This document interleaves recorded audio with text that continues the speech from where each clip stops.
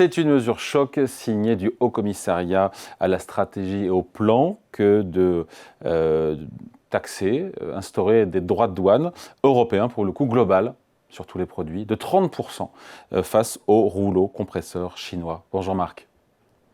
Bonjour David. Marc Vigneault, journaliste à l'Opinion. Marc, donc il faut rappeler que c'est un organisme qui est rattaché à Matignon.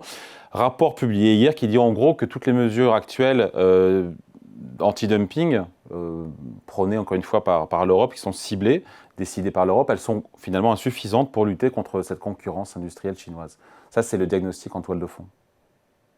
Oui, alors le plan dit en gros, si on veut vraiment endiguer la concurrence chinoise qui est une vague, un espèce de tsunami qui va nous submerger, il faut absolument rétablir des droits de douane et il faut y aller assez fort. Il faut mettre 30% de droits de douane sur tous les produits chinois parce que en Mais fait, c'est déjà un peu le la cas, force. d'ailleurs, c'est déjà un peu le cas sur les voitures électriques.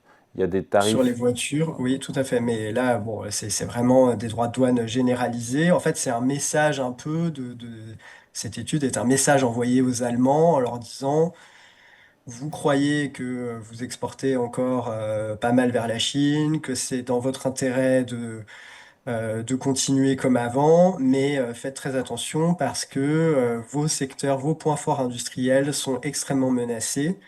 La nouveauté de cette étude, en fait, c'est qu'ils ont essayé de quantifier pays par pays de l'Union européenne et secteur par secteur les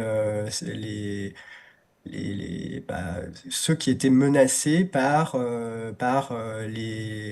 concurrence de la Chine, que ce soit les exportations européennes vers d'autres pays, par exemple au Brésil, ou que ça soit la production industrielle européenne réalisée sur le territoire européen avec une concurrence directe des Chinois. Et il montre que cette concurrence va de plus en plus s'intensifier.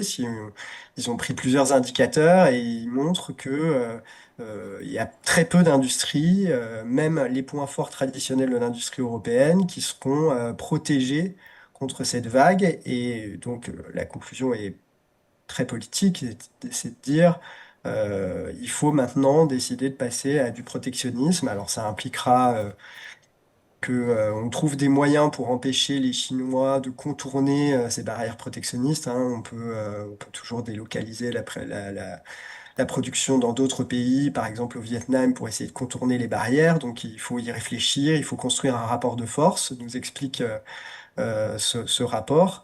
Mais en tout cas, si on ne réagit pas, on risque d'être rayé de la carte au niveau industriel. Ouais, parce que le rapport parle de menaces systémiques, avec 55% de la production manufacturière de l'Europe qui est exposée à une concurrence chinoise jugée insoutenable. L'industrie européenne est vraiment en danger de mort? En tout cas, on se rend compte que on peut estimer que les coûts de l'industrie chinoise sont de 30 à 40 pour cent moins élevés que ceux de l'Union européenne. Alors, le coût du travail a remonté et remonté, mais il y a plein d'autres avantages que la Chine s'est constituée au fil du temps, le prix de l'énergie, le prix du foncier, tout un tas de facteurs qui font que la Chine arrive à produire à peu près à la même qualité que les Européens, voire dans certains secteurs commence à avoir une qualité presque plus élevée, et pour des coûts, comme je vous disais, 30 à 40% moins Hmm. chers. Et donc là, l'idée, c'est de dire, si on veut résister à cette vague, il va falloir faire quelque chose. Ça peut passer aussi, non pas par des droits de douane, mais par une dévaluation de l'euro par rapport à la monnaie chinoise. Mais ça implique évidemment une négociation monétaire pour arriver à ce que les Chinois acceptent. Ça semble difficile à mettre en œuvre, cette solution d'une dévaluation Voilà, de l'euro face au renminbi, voilà. hein. Donc c'est pour ça qu'ils disent le plus simple, ce qui est directement l'outil le plus directement à notre main, à la main des Européens, c'est d'instaurer des droits de douane. Alors évidemment, il faut une majorité Et oui, qualifiée d'État pour y parvenir. Donc là, en fait, le message, c'est prise de conscience. Regardez en Allemagne, vous avez l'impression que pour l'instant, vous avez encore des industries très fortes, etc. Mais elles aussi, d'ici à quelques années, elles risquent d'être submergées. Et si vous n'agissez pas et si vous voyez les choses comme avant, la mondialisation heureuse qu'on nous a vendue avant, vous allez en faire les frais. Et donc, c'est un peu l'idée de pousser Ouais. les idées françaises au niveau européen. Est-ce que c'est la bonne solution? Je n'en suis pas certain, je ne sais pas.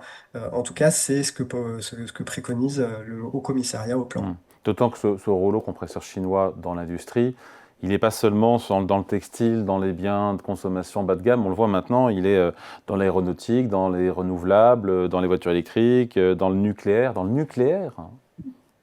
Dans le nucléaire, ils ont mené, donc les économistes qui ont mené ce travail, ils ont mené des entretiens avec des industriels européens et français. Et dans le nucléaire, le constat est alarmant, hein. Ils disent que les acteurs chinois sont en mesure de construire jusqu'à 4 fois plus rapidement et à des coûts 4 fois inférieurs, à qualité et niveau de sécurité du travail comparable. Donc ça montre que notre point fort traditionnel, l'industrie nucléaire pour la France en tout cas, risque d'ici quelques années d'être lui aussi très fortement concurrencé et donc ça ne sera plus un de nos points forts. Donc il faut faire extrêmement attention. Les Chinois vont très très vite et la trajectoire est très impressionnante en fait. Bah, c'est pour ça, et c'est là où je ne vous suis pas trop, Marc, c'est que cette proposition du haut-commissaire d'instaurer des droits de douane généralisés de 30% sur tout ce qui vient de Chine, en même temps, on se dit que c'est la seule solution. Vous avez peur d'être fan, mais qu'est-ce que vous voyez d'autre? Eh bien, bon, vous voyez dans le débat public, là, en ce moment, la France défend l'idée d'une préférence européenne. Donc, ça voudrait dire que pour les marchés publics, par exemple, on pourrait déterminer un minimum de commandes publiques qui irait vers les produits européens. Et puis surtout, une fois que vous avez instauré 30% de droits de douane contre la Chine, il y a des risques de rétorsion assez forts. On ne sait pas ce que ça peut donner. Donc sur le papier, on se dit, ah bah oui, il faut se protéger, on n'a plus les armes pour lutter, mais il faut quand même faire extrêmement attention à comment les Chinois réagiraient. On a déjà l'Amérique de Trump qui nous impose des droits de douane. Est-ce que les Européens sont suffisamment unis politiquement pour pas se diviser? Il y a beaucoup de questions qui se posent. Et évidemment, le plan souligne que ça ne peut pas être la seule chose que l'Europe fasse, de se protéger, mettre 30% de droits de douane. Il faut qu'elle mise sur l'innovation, la technologie. Les États-Unis hein, sont aussi à risque que l'Europe quand on regarde leur puissance industrielle face à la Chine. Mais un des grands avantages des États-Unis, c'est qu'ils ont un C'est la secteur de la tech. tech Ouais. extrêmement développé qui crée des gains de productivité très importants et qui permet de compenser en quelque sorte la concurrence chinoise sur d'autres secteurs industriels. Donald Trump a décidé de mettre des droits de douane et on est en train de voir, on va voir grandeur nature si cette stratégie est vraiment payante ou pas.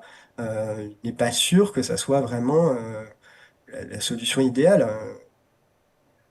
Allez, merci beaucoup. Explication et point de vue signé Marc Vigneault, journaliste à l'Opinion. Merci Marc, bonne journée. Merci David, bonne journée.